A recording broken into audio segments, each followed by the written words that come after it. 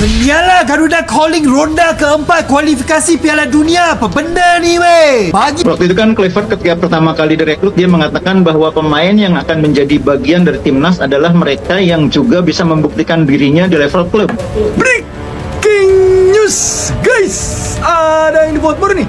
Garuda calling, let's go. Garuda calling. Maaf agak pelan ya boy. Ini malam nih. Sebanyak 28 nama sudah dipanggil oleh El Bintang Laut Patrick Kluivert sebagai pria-pria terpilih yang akan membuktikan apakah timnas Indonesia ke Piala Dunia akan terrealisasi atau cuma halusinasi. Padahal pemain kelas Eropa kok bisa tersingkir dari timnas Indonesia? Ini dia alasannya.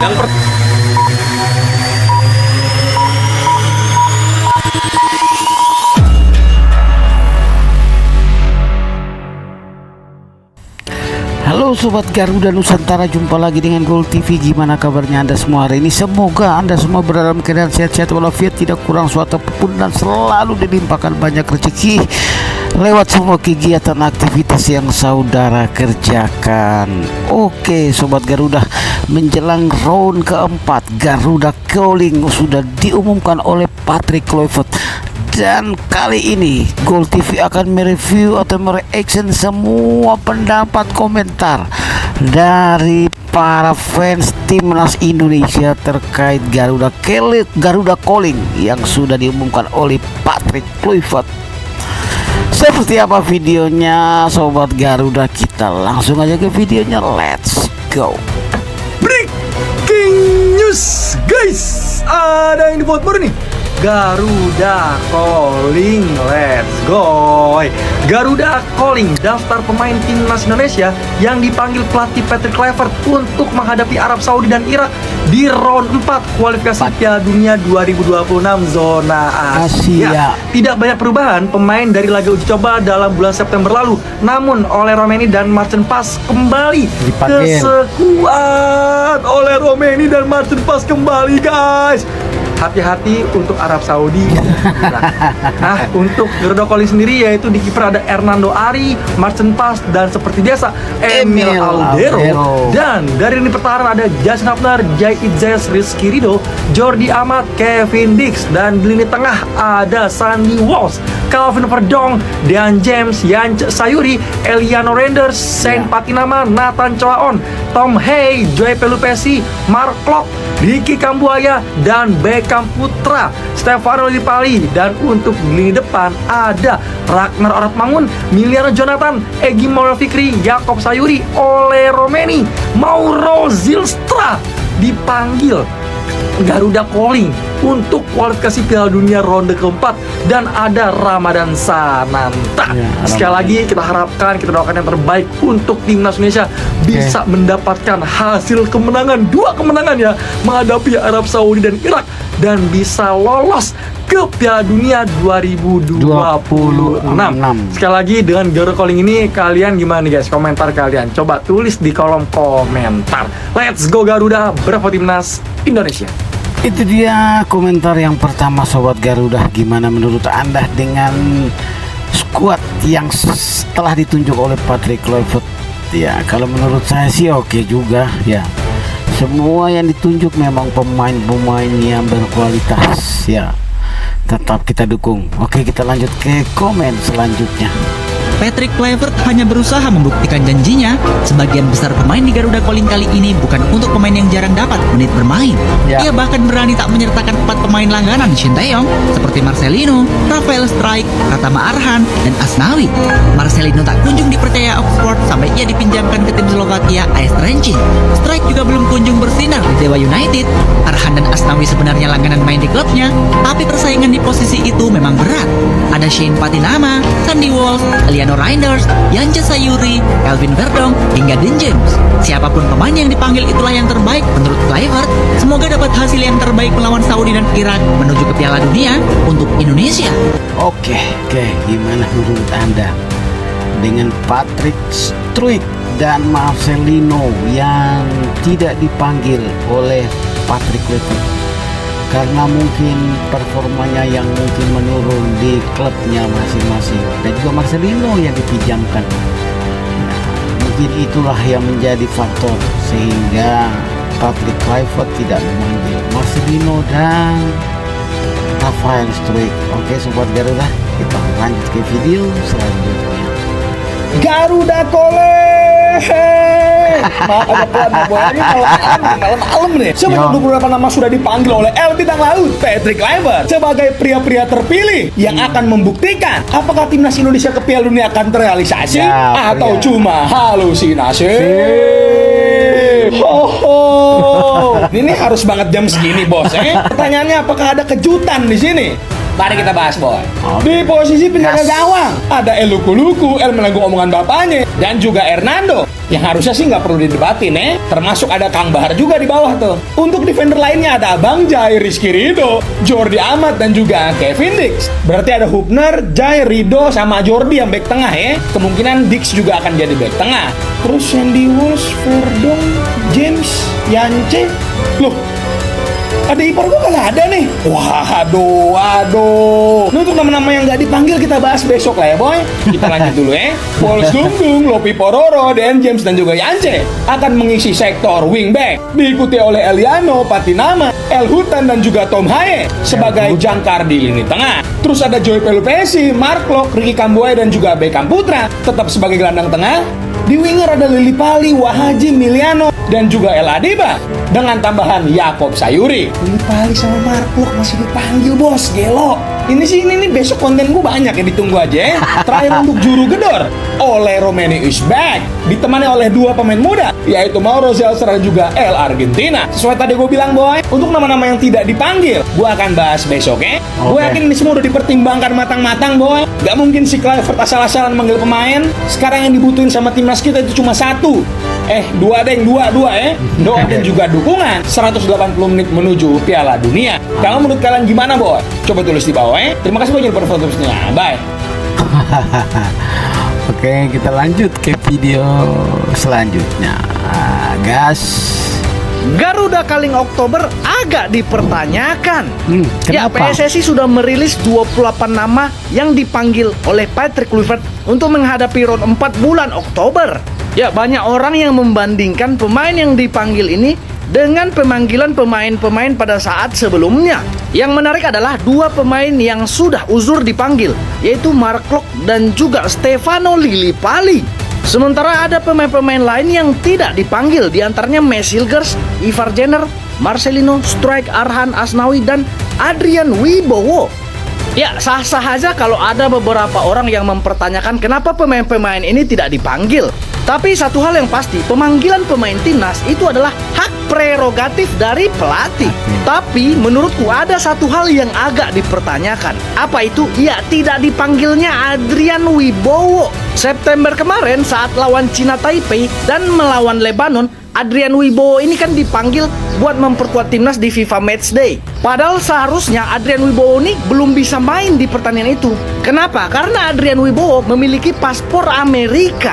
Tapi karena dipanggil, diusahakanlah untuk diganti paspornya jadi paspor Indonesia. Jadi pertanyaannya, untuk apa Adrian Wibowo kemarin dipaksakan untuk dipanggil September kalau nggak dipakai di Oktober?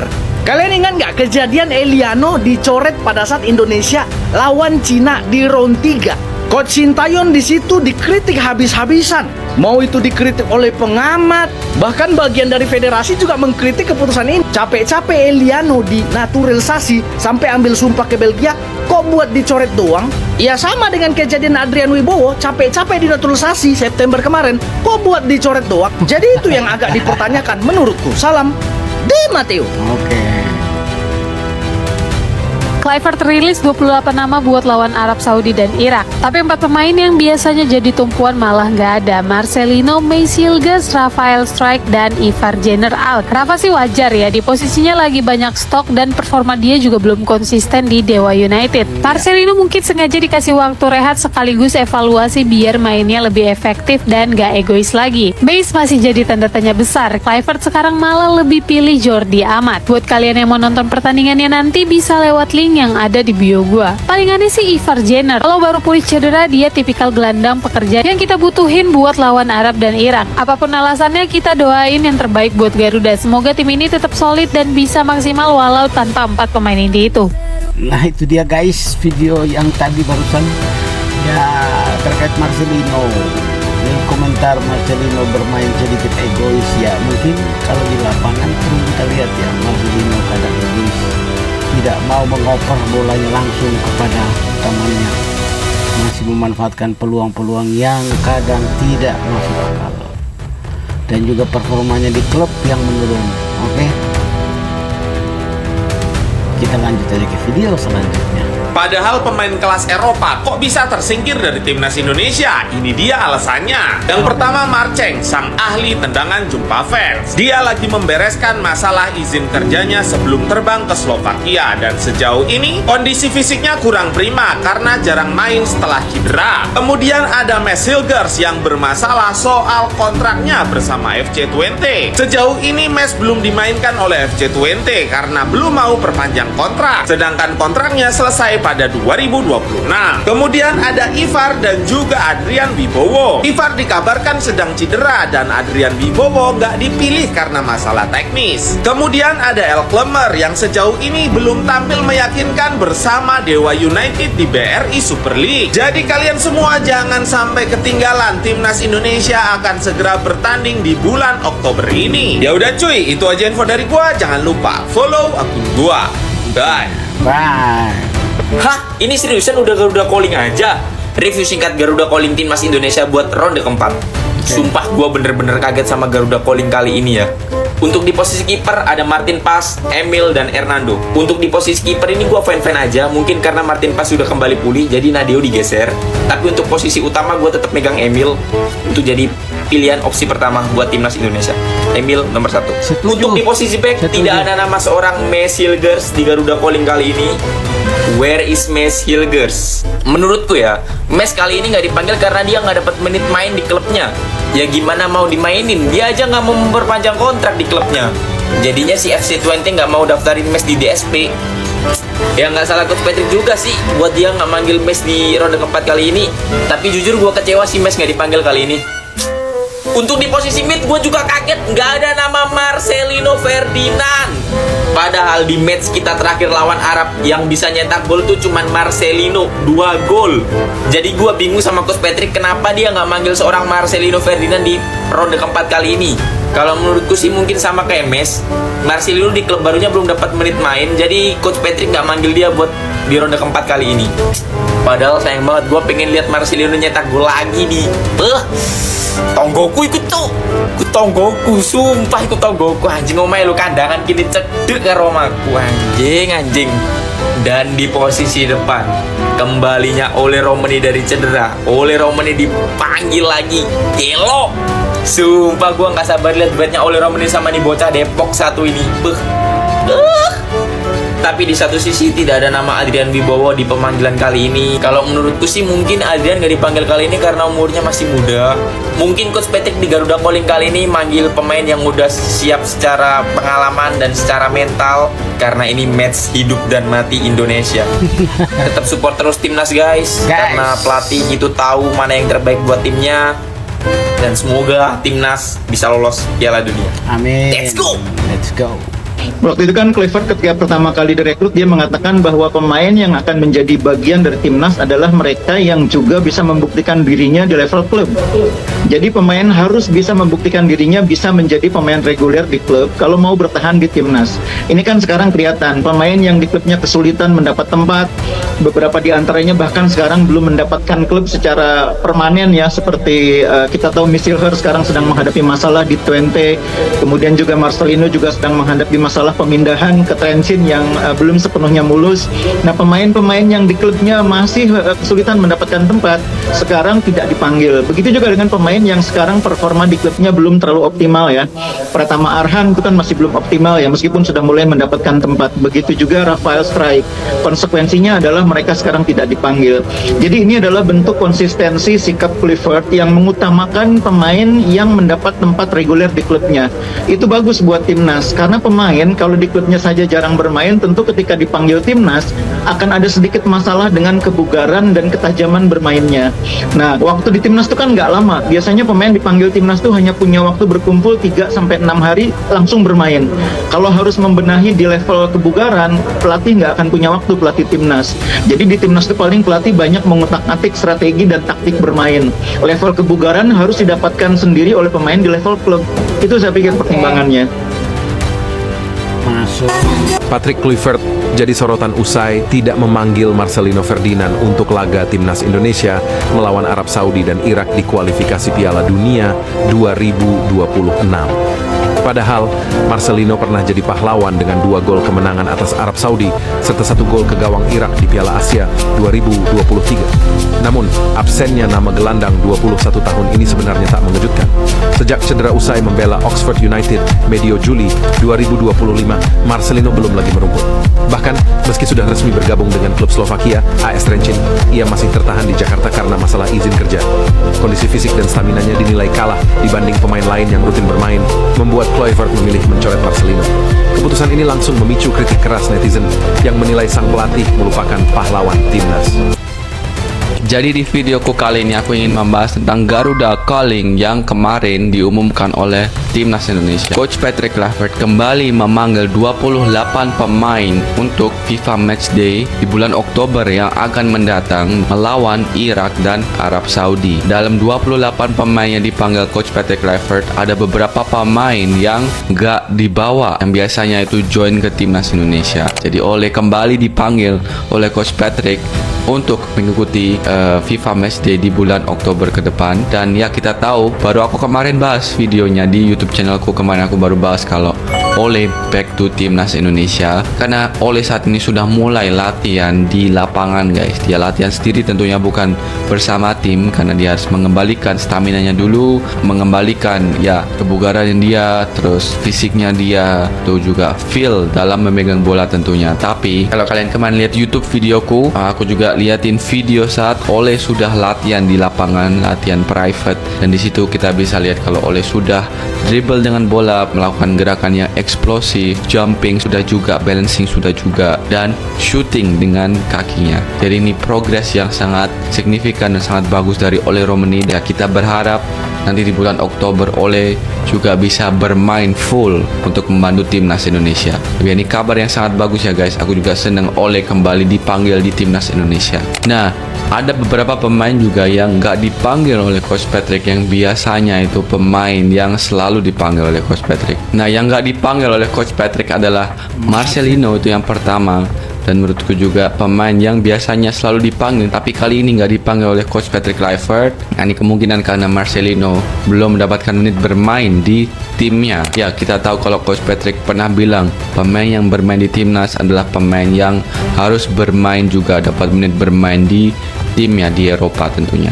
Mungkin agak terlambat buat ngumumin satu hal di sini, tetapi yang jelas timnas kita semua bakal berangkat ke Saudi untuk ronde keempat nanti. Kita langsung aja masuk ke bintang tamunya. Ole Romeni sudah resmi kembali. Ini merupakan pemain yang terkena cedera parah waktu dia bermain laga friendly di Indonesia, dan sekarang dia sudah mulai latihan kembali untuk fokus agar bisa kembali bermain di ronde keempat nanti. Dan ini merupakan yang selama ini kita cari, karena tanpa Ole Romeni, timnas Indonesia rasanya berat banget untuk mencetak gol. Kalau buat selebihnya, kurang lebih itu masih sama.